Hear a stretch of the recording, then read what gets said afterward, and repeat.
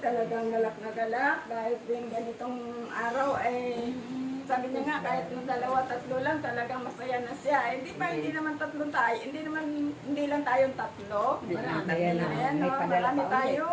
Lagi tayong sinasamahan. Yan na si Nati. Ni Lord.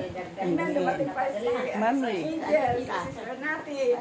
Kaya ganun kabuti ang Diyos na sabi nga, walang makakalimot sa gawain ng Panginoon. Diba? Laging updated yan, laging nasa sa isip. Laging nakapikit ka man, pero ang isip natin ay nasa gawain, lalong-lalo na itong araw na to. Hindi ka rin napakaliikot ka, tulog-tulog ka, na mapalalain mo lang. Talagang babangon ka talaga at aatin sa gawain na ito. Parang hindi ka talaga mapakali.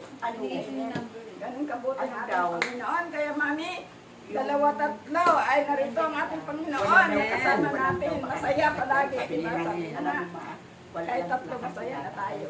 Amen. Bakante. Tapos inaano mo. Malakas na palakpak. Mag-sharing muna si Sister Nati para Sharing sa muna araw. siya. So, meron pa pong mag-sharing. Si Ating Sister Nati. kapatid. Ako na ba? Oo. Ginang natin. Para Amen. mag-sharing ko lang po yung- Panginoon. Yung nangyari.